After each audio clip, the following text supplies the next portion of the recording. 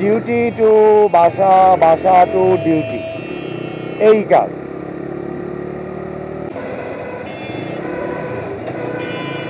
Dhaka city, Dhaka city মানে একটা জ্যামের শহর। এখানে জ্যাম ছাড়া অন্য কোনো কিছু দেখা যায় না। বেসিকলি রোডে উঠলে এত পরিমাণে গাড়ি, আর তার মধ্যে গাড়ির যে ধোঁয়াগুলো খুবই খারাপ। বিশেষ করে যে বাসগুলো আছে, এই বাসগুলোর ধোঁয়াগুলো অনেক ক্ষতিকারক। প্লাস এর মাধ্যমে কিন্তু ক্যান্সার হওয়ার সম্ভাবনা খুবই বেশি। তাই বেশিরভাগ আমি অ্যাভয়েড করার চেষ্টা করি যে এই বাসগুলো থেকে একটু দূরে থাকার জন্য। বিশেষ করে যে বাসগুলো থেকে কালো পরিমাণে ধোঁয়া অতিরিক্ত পরিমাণে বের হয়, সেই বাসগুলো থেকে আমি বেশিরভাগ চেষ্টা করি যে দূরে থাকার জন্য, বা ওকে ওভারটেক করে যাই।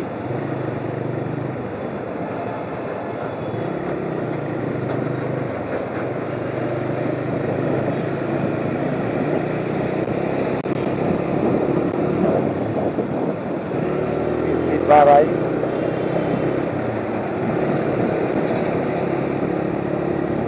ভাবতেছি শিশু মেলায় এই দিকে যাবো, আগারগা হয়ে যায়।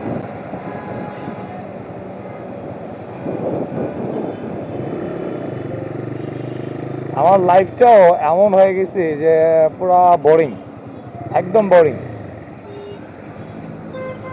এত বোরিং যে বলার বাহিরে।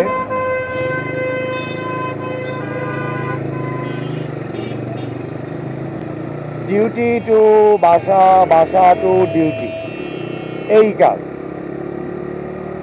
আর যার মধ্যে আমাদের ছুটি কম।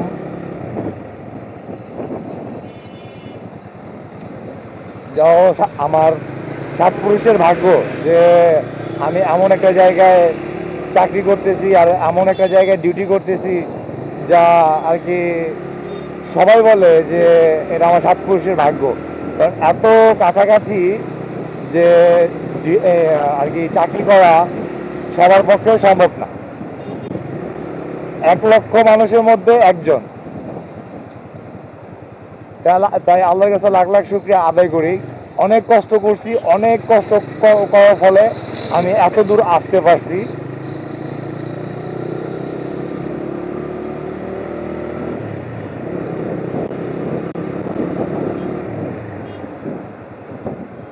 প্রচুর পরিমাণে ধুলাবালি উঠতেছে, প্রচুর পরিমাণে।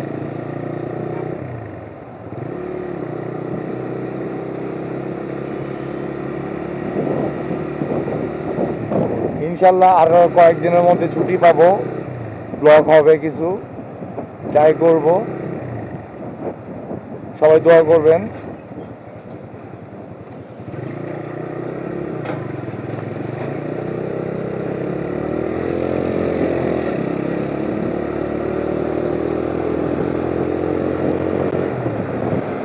এটারও ক্রস করে দেই। এই যে না, এটা সিগন্যাল দিচ্ছে, এই বাইকটা সিগন্যাল দিচ্ছে।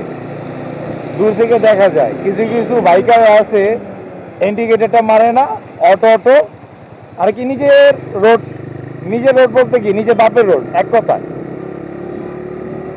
যেটা আমার বাপের রোড, আমি এদিক দিয়ে লাইট ইউজ করব না, ইন্ডিকেটর ইউজ করব না। যার মন চায় যা খুশি তা কর।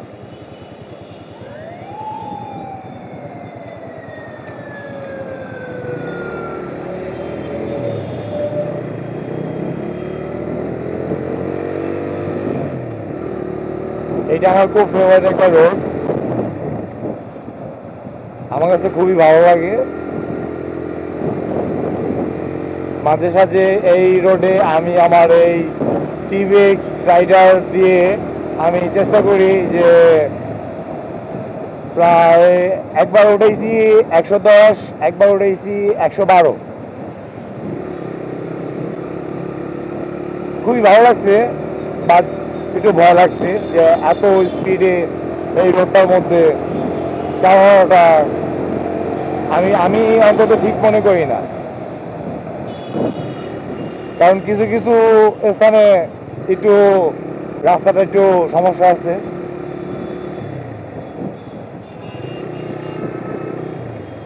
বাহ, ট্রাফিকে পড়ে গেছি। বাও, তো আজকের মতো বাই, টাটা।